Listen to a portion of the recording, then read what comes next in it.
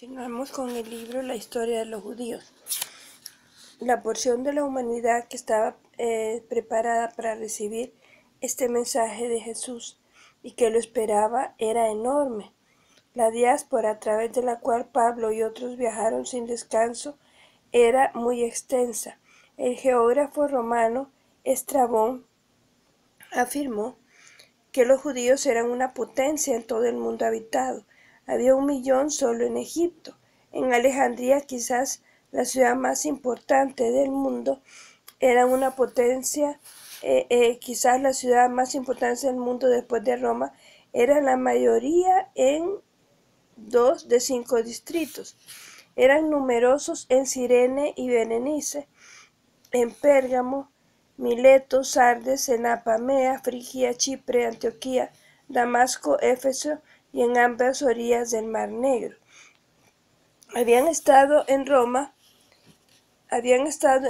200 años, donde formaban una importante colonia, y desde ahí se habían extendido por toda la Italia urbana, y después habían pasado a Galia e Hispania y cruzando el mar para llegar al noroeste de África. Muchos de estos judíos de la diáspora eran escrupulosamente piadosos y habrían de continuar siendo firmes observando de la Torá en su rigor esencial. En cambio, otros esperaban que se los convenciera de que podía mantenerse la esencia de su fe o incluso cabía reforzarla, abandonando la circuncisión y la multitud de antiguas leyes mosaicas que tanto dificultaban la vida en la sociedad moderna. Todavía más dispuestos a la conversión estaba el gran número de gentiles piadosos cercanos a las comunidades judías de la diáspora, pero hasta entonces separados de ella, precisamente porque no podían aceptar las reglas que los cristianos ahora decían que eran innecesarias. Así se aceleró la lenta difusión de la nueva religión. El monoteísmo ético era una idea cuyo tiempo había llegado. Era una idea judía, pero los cristianos la llevaron a todo el mundo y así despojaron a los judíos de su primogenitura. Él dice que fueron despojados de su primogenitura, pero en realidad no fue así, porque Jesús sigue siendo judío, es lo que les digo, a pesar de lo que el escritor diga. Y todos los primeros apóstoles y discípulos fueron judíos. Hasta después llegamos los gentiles.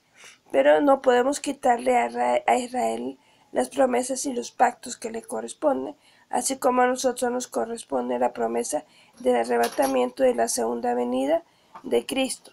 La bifurcación del cristianismo y el judaísmo fue un proceso gradual. Hasta cierto punto estuvo determinado por los actos de los propios judíos. La consolidación del judaísmo alrededor de la aplicación rigurosa de la ley mosaica como consecuencia del aplazamiento del programa reformista por los macabeos fue el núcleo esencial del origen y el ascenso del cristianismo judío. Asimismo, la inclinación del rigorismo judío hacia la violencia y la colisión frontal con el mundo greco-romano que siguió inevitablemente durante el 66 al 70 después de Cristo, separó finalmente la rama cristiana del judaísmo de su tronco judío. Es indudable que los primeros partidarios de Jesucristo en Jerusalén se consideraban judíos. Incluso Esteban, el más extremista de todos, no iba más allá de suscitar algunos de los principios intelectuales del antiguo programa reformista. En el extenso discurso de defensa que pronunció ante el Sanedrín, se hizo eco de la opinión de los reformadores en el sentido de que no era posible localizar a Dios en el templo. El Altísimo Supremo no mora en los templos levantados con las manos, como dijo el profeta. El cielo es mi trono y la tierra es mi estrado. ¿Qué casa me construiréis? Dijo el Señor. ¿O cuál será mi lugar de descanso? ¿Acaso mi mano no creó todas estas cosas? Pero un momento después decía de sus acusadores que eran incircuncisos de corazón y de oídos. es decir, malos judíos, y que tanto su ataque como su lapidación se ajustan al marco del judaísmo. El capítulo 15 de los Hechos de los Apóstoles indica claramente que durante la misión temprana de Pablo, los cristianos de Jerusalén incluían a muchos fariseos, que estaban seguros que incluso los conversos gentiles debían someterse a la circuncisión, y así con bastante dificultad Pablo consiguió que se eximiera a su rebaño. En Judea, los partidarios judíos de Cristo, como sin duda ellos se habían autodenominado, continuaron siendo circuncidados y observando muchos aspectos de la ley mosaica hasta la catástrofe del 66-70 después de Cristo. Las dos grandes rebeliones judías contra el dominio romano no deben interpretarse como meros alzamientos de un pueblo colonizado que responde a la inspiración del nacionalismo religioso, sino como un conflicto racial y cultural entre judíos y griegos. La xenofobia y el antihelenismo, que fueron una característica definitoria de la literatura judía a partir del libro segundo antes de Cristo, fueron cabalmente retribuidos. Es incongruente hablar de antisemitismo en la antigüedad, pues el término mismo no fue acuñado sino hasta 1879. Sin embargo, de hecho, aunque no se nombre el antisemitismo, este existió sin duda y cobró una importancia cada vez mayor.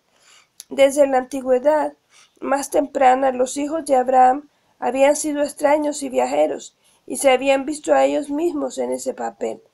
Había muchos grupos de ese carácter.